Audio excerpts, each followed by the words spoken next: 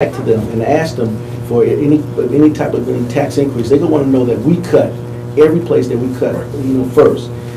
We have a lack in recreational opportunities, and I'm not happy about it. We talk about the golf courses, and you guys know that I run a golf program for inner city children to give them an opportunity to participate in a challenging and rewarding sport, and it's the most largest organized program for children with the Flint Inner City and the Flint Junior Golf Program.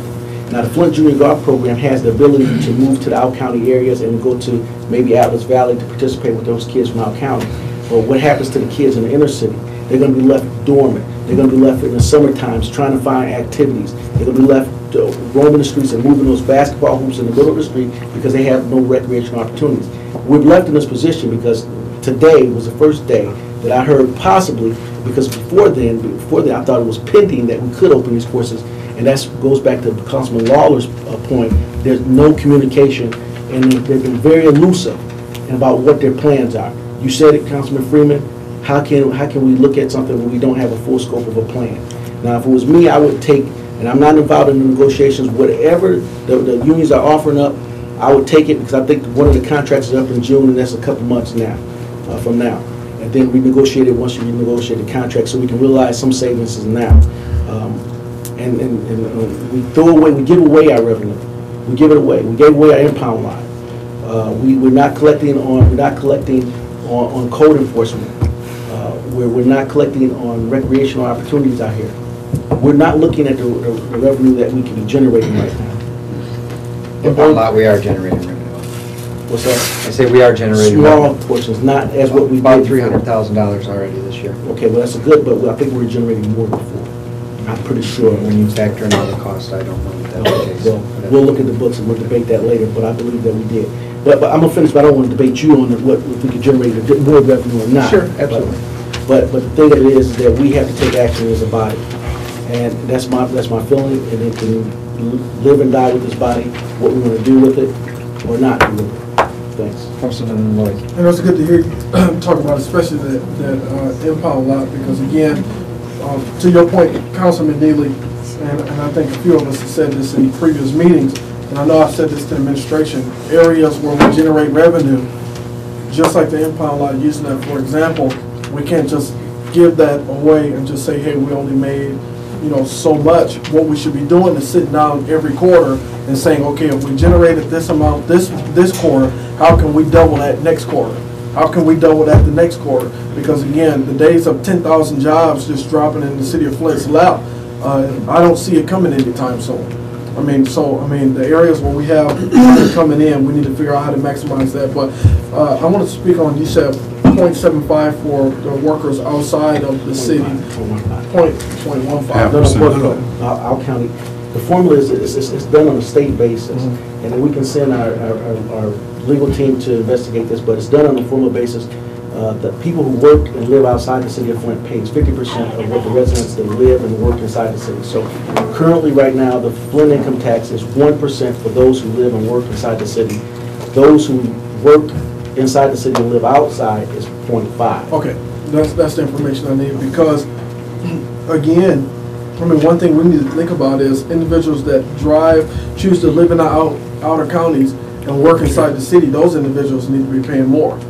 And that's my personal opinion, because again, our residents are choosing to live here and to work here and deal with the issues, live just as we are with the issues that our cities face. I'm not opposed to raising it for the workers that work inside the city.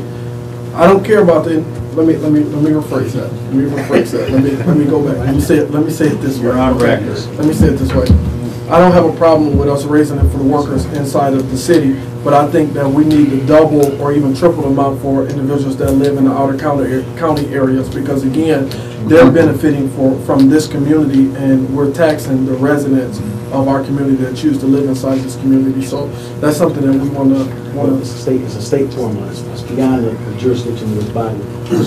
And just so you all know, maybe we can write that down. This coming Wednesday, I talked to a number of us, but I want to announce in this meeting, this coming Wednesday, we're convening a meeting under auspices of the entire council with the elected delegation from the city of Flint, from Congressman Kilty's office, all the way down to the city council, county commissioners, state representatives, and Josh Freeman will be there representing finance, and then myself, because of the Open Meeting Act.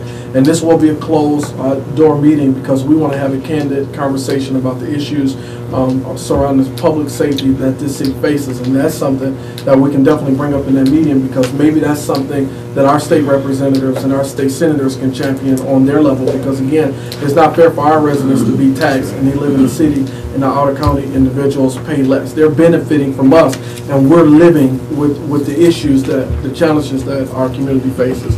So that's just one thing. But to the ordinance piece, I believe that the worst thing for us to do is nothing. So I'll say that first.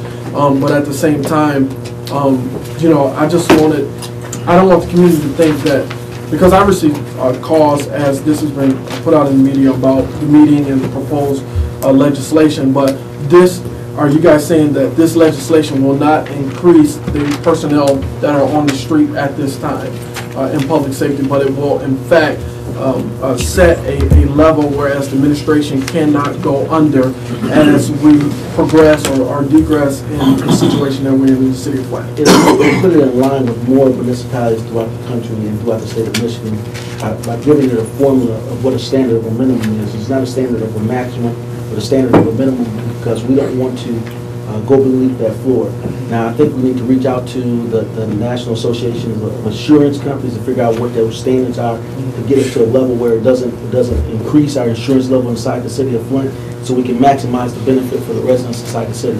And you know, we used to belong to the Michigan Municipal League, and they used to help us out a great deal doing the research, but we, through budget times, that we can't afford to pay the membership anymore. But they have been very generous with their time in some cases, and Mrs. Brown has been able to negotiate some time with them to be able to research some of these things that's happening, and some of these progressive things that's happening throughout the state of Michigan, as well throughout the country. But I think we need to look in areas of cost recovery ordinances, pump that directly into public safety. Don't give the administration the opportunity to drop it in the general fund to spend it any other particular place besides public safety. I think we need to do that as a council body. As we stated before, we're at a point, we're at a crossroads here. The city of Flint was on life support before we got here, and somebody's tripping over the wire trying to unplug us. And so we don't need that to happen. I just want, just as a discussion, don't we already set minimums via the budget? No, I don't believe it, because once you put it in that department, I think it becomes, they can use it for various things. I think we put it in maybe a wage line. I mean, Councilman Kincaid can help me out with this, but it's not a standard of a minimum once you get into that department. Go ahead. Yeah, I think what we do is we fund the department, and I wanted to make this point with the minimum levels. And I'll use the police department right now, for example. We fund a level of funds for that department through wages and salary line item in the budget, and it does 180. I'm just using round numbers. 180 police officers, and we fund it for that level. When we adopt the budget, we adopt wages and salaries for 180 police officers with their fringe benefits and all the other costs that are associated with that. So we do that in the budget. I guess what. There's an upside to the minimum level, which I think is good, but there's also a downside to that.